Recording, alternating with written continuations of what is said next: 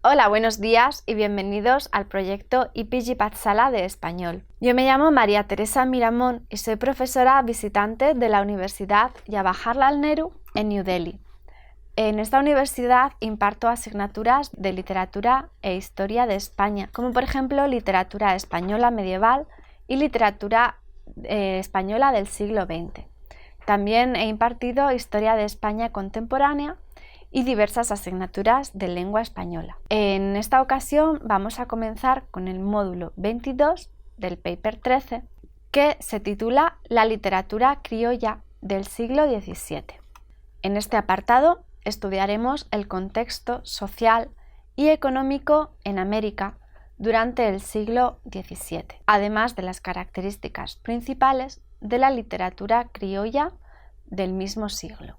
Para ello es importante hablar de aquellos hechos que favorecieron el florecimiento de la literatura barroca en Hispanoamérica, así como de los rasgos más definitorios del barroquismo. Por otro lado, es importante comprender la evolución del grupo criollo para poder posteriormente profundizar en su literatura. Con este fin vamos a conocer la realidad criolla del siglo XVII y nombraremos algunos de los autores principales que surgieron en ese periodo y que en los siguientes bloques serán estudiados de manera detallada. Finalmente hablaremos de los rasgos esenciales de la literatura criolla del siglo XVII, nombrando las principales características que la diferencian de la corriente literaria barroca enmarcada dentro del contexto español. Vamos a empezar por el contexto histórico. El siglo XVII corresponde a una época de estabilidad social en Hispanoamérica, en la que la literatura barroca alcanza su punto más álgido. En este periodo de plenitud colonial, el barroco literario se establece y se desarrolla hasta finales del siglo XVIII en América. Después de las luchas de la conquista que terminan prácticamente a finales del siglo XVI, la situación general es de calma. Tanto es así que varios autores relacionan el siglo XVII hispanoamericano como un siglo de tranquilidad y de desarrollo. Mariano Picón Salas, por ejemplo, se refirió a él como la larga siesta de América. Nos encontramos en un momento de cohesión político-social y religiosa debido al afianzamiento de los virreinatos de México y Perú, uno en el norte y otro en el sur. Esta organización virreinal refleja cierta estabilidad, sobre todo entre la aristocracia, que sigue siendo la principal usufructuaria de todos los bienes y beneficios de una economía que se basa en la agricultura y la explotación de minas gracias a la mano de obra baratas, a través de indios y esclavos. Asimismo, hay soldados, artesanos, comerciantes y labradores, tanto españoles como criollos. Nos encontramos en una etapa de prosperidad en América, en contraposición a la crisis política y económica que se da en Europa. En lo referido a la figura del virrey, este es un personaje de título nobiliario y en ocasiones de letras o protector de las artes y las letras. Algunas veces puede reunir los dos cargos mayores, el religioso y el político. Debemos apuntar que la Iglesia desempeña un papel muy importante y de mucho poder en este periodo, influyendo de forma notoria en la sociedad y en la cultura. Se puede afirmar que el núcleo cultural de la época se encontraba principalmente en las sedes virreinales y que por consiguiente el arte tuvo un sentido aristocrático. Esto significa que el lujo que se podía encontrar en aquellas sedes iba de la mano de la clase dominante, que a su vez era la que disfrutaba del arte, un arte que era fundamentalmente de blancos. La literatura del siglo XVII en Hispanoamérica era principalmente escrita en español y muy basada en los modelos de las escuelas de la península. Sin embargo, se hallan también en las obras aportes americanos relacionados con el léxico y con particularidades del contexto en el que se escribían. El hecho de que España fuera un referente de prestigio europeo en las artes y en las letras de aquel periodo explica que en el contexto de las colonias se reconocieran también sus formas literarias y artísticas.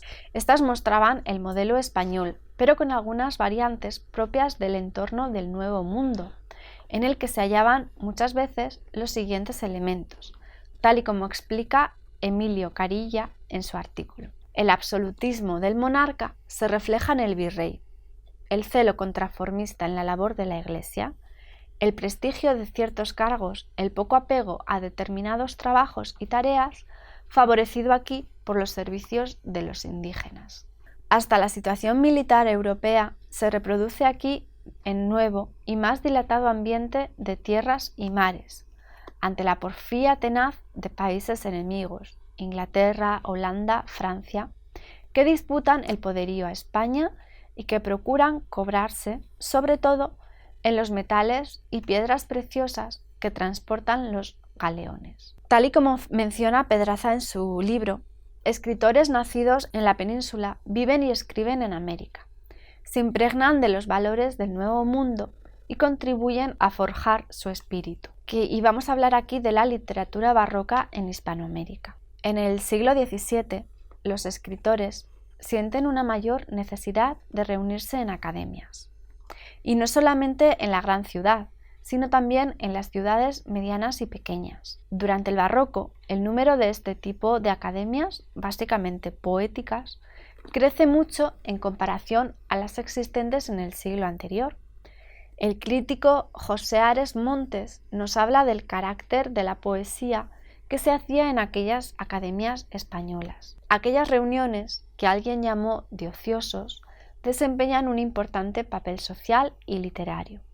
Y en este último aspecto son el equivalente de las revistas poéticas de nuestros días, en lo bueno y sobre todo en lo malo. Nacida en gran parte, por no decir en su totalidad, del pie forzado de unos temas propuestos con anticipación, esta poesía, por fría e insincera, carece de calor humano y afectividad, y solo puede salvarla su logro formal, o en ciertos casos la carga afectiva con que, por un determinado estado de ánimo personal, queramos enriquecerla. El mismo Ares Montes hace referencia a la multitud de certámenes y homenajes literarios que se celebraban en España, y por extensión también en el Nuevo Mundo, donde participaban gran cantidad de poetas. Esta abundancia de versos es un signo de la época, pero de allí también salieron grandes obras y autores que hoy todavía estudiamos, como Lope de Vega y Góngora, por ejemplo. Las fiestas religiosas y beatificaciones, la llegada de un arzobispo o la coronación de un nuevo virrey, o un tratado de paz, o hechos vinculados a la casa real, como casamientos, muertes, nacimientos, eran motivos frecuentes de certámenes literarios. Fue gracias a estos certámenes y homenajes, en apariencia vacíos de significado, más allá de juego y la pura diversión, que a día de hoy podemos recordar a grandes escritores que formaron parte de aquella época. Tal y como explica Mabel Moraña en su artículo, tanto para la minoría peninsular como para la creciente oligarquía criolla, el barroco representaba un modelo comunicativo y a través de sus códigos el Estado imperial exhibía su poder. El código culto, alegórico y ornamental del barroco, expresado en la apariencia misma de la ciudad virreinal o a través de certámenes, ceremonias religiosas, alta literatura, poesía devota o cortesana, representó durante el periodo de estabilización virreinal el lenguaje oficial del imperio, un barroco de Estado, al servicio de una determinada estructura de dominación. No es de extrañar que los intelectuales criollos de la época intentaran consolidar sus posiciones a través de la apropiación de esos códigos. La habilidad para hacer uso de los discursos metropolitanos permitía la comprensión, inclusión y participación de los grupos sociales periféricos en los preceptos universales del imperio. Como añadidura, bajo el régimen inquisitorial, los modelos metropolitanos protegían el discurso colonial. La imitación de modelos consagrados significaba adquirir prestigio y estar a salvo de la censura, que trata sobre los criollos y la literatura en el siglo XVII. Según Moraña, es esencial entender la posición social del criollo y su evolución, para poder comprender el panorama social e ideológico de la colonia. El sentimiento criollo se incrementa y se reivindica durante este periodo, y así se refleja en las producciones literarias propias del barroco en América. Es a lo largo del siglo XVII cuando los criollos van ganando territorio y adquiriendo títulos nobiliarios, hábitos de las órdenes militares, escudos de armas, cargos en cofradías religiosas, patronazgo de conventos e instituciones de beneficencia, puestos en la guardia del virrey y grados militares honoríficos. A otros niveles también se observa una expansión por parte de los criollos, formando parte de las profesiones liberales, del clero y de la burocracia. Ante este panorama, la autora afirma que durante el siglo XVII el criollo adquiere cierto poder económico, político y prestigio dentro de la sociedad. Además, la conciencia social del grupo aumenta y en algunas obras se puede ver reflejado este sentimiento de autodeterminación. En la producción de algunos escritores del siglo XVII hispanoamericano, el código barroco sirve como vehículo para reflejar la integración al imperio. En otros casos, el modelo barroco facilita las formas y tópicos que, utilizados por la intelectualidad virreinal, denuncian la colonia como una sociedad disciplinaria y represiva. Esta sociedad, de alguna forma, permite la ascensión criolla, aunque al mismo tiempo trata de mantenerla bajo control como parte del proyecto imperial. Dentro de esta problemática se enmarca la obra de tres de los escritores más importantes del periodo de los virreinatos de Perú y de la Nueva España. Se trata de Juan de Espinosa Medrano, el Lunarejo, Carlos de Sigüenza y Góngora y Sor Juana Inés de la Cruz, nombres que no se pueden omitir cuando hablamos de la literatura hispanoamericana del siglo XVII. Desde tres perspectivas estilísticas muy diferentes entre sí, estos escritores actualizan la naturaleza de doble cara del barroco hispanoamericano. Según Moraña, por un lado, en su obra El paradigma barroco de la cara a los rituales sociales y políticos del imperio, y se apropia de los códigos culturales metropolitanos como una forma simbólica de participación en los universales humanísticos del imperio. Por otro, esos intelectuales se articulan a través de sus textos a la realidad tensa y plural de la colonia, a la que ya perciben y expresan como un proceso cultural diferenciado, y utilizan el lenguaje imperial no solo para hablar por sí mismos, sino de sí mismos, de sus proyectos, expectativas y frustraciones. Para los criollos letrados del siglo XVII, el barroco es, como ya hemos mencionado anteriormente, un modelo expresivo asentado, la imagen y el lenguaje del poder, que se puede alabar o transgredir según el grado de conciencia alcanzado.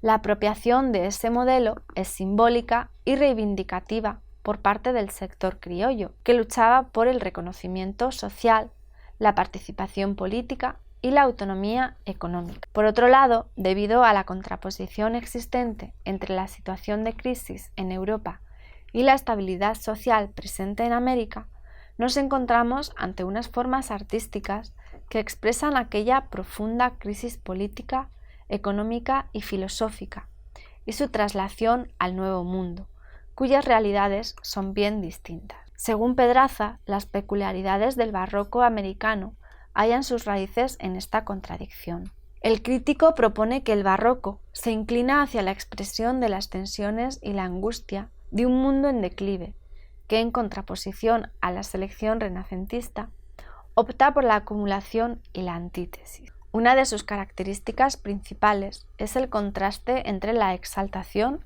y la degradación, entre la dificultad expresiva, el cultismo, la exquisitez y el lenguaje colonial, la parodia y la incorporación del vocabulario soez y malsonante.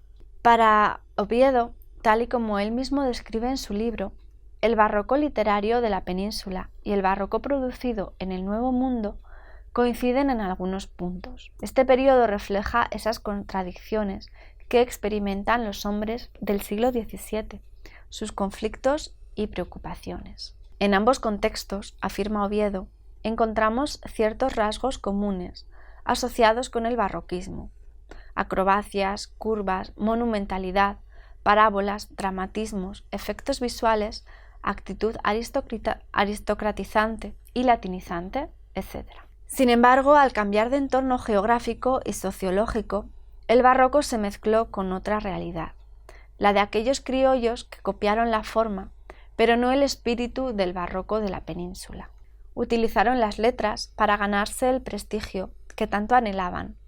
Copiaron el modelo dominante con mucha habilidad y le dieron un toque de su propia esencia, un toque de su propia vivencia de la realidad de la época. La consecuencia de esto son poemas laberínticos, acertijos, anagramas, etc. Por otro lado, todo ello abrió a los grandes autores de América una puerta para explorar otros mundos dentro de una nueva corriente, obteniendo como resultado un estilo criollo y mestizo propio, auténtico. En él encontramos temas que hasta entonces en el modelo español no se habían tratado, como por ejemplo el interés por la cotidianeidad, buscando inspiración en motivos indígenas y populares. Los autores criollos incluyen tradiciones, creencias e imágenes de las antiguas culturas en sus poemas. Incluso integran en ellos la mezcla de lenguas con el español. Fusionan el modelo europeo con elementos populares propios, creando así su propia versión de aquello que les había llegado desde el otro lado del océano. En definitiva, como conclusión, podemos decir que la literatura barroca emerge dentro de un contexto de quietud política en Hispanoamérica, donde los rasgos principales son el empoderamiento de la clase criolla, la bonanza en la producción y la estabilidad social y económica. La América del siglo XVII emerge como la antítesis de una Europa envuelta en diversas crisis. Estas rupturas históricas hacen que se desvalorice la realidad, enfatizando en su carácter pasajero, inconsistente e ilusorio. Tal y como refleja Pedraza en su obra, los autores europeos recurren a tópicos como la locura del mundo, el sueño de la vida o la existencia humana como teatro. Existe un sentimiento de desconfianza y desengaño frente al exterior que lleva a algunos escritores de la época a exaltar los sencillos placeres de la vida cotidiana. Otros hablan sobre la muerte, otros, de forma contradictoria, en medio de la crisis, buscan la diversión y el arte como consuelo. También hubo autores que se decantaron por la degradación, la caricatura y la creación burlesca, ridiculizando la realidad hasta convertirla en objeto de mofa. Los criollos escriben influenciados por el estilo y discurso de la península.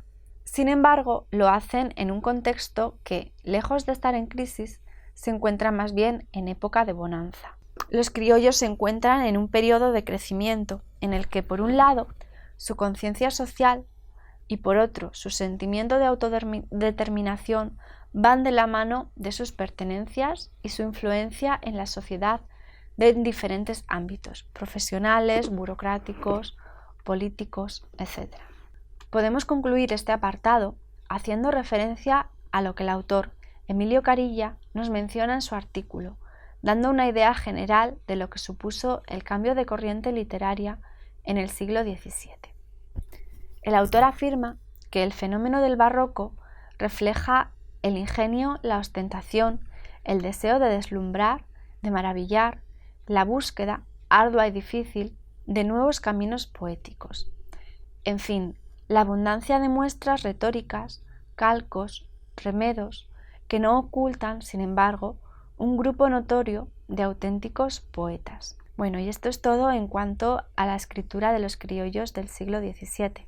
Muchas gracias por habernos escuchado.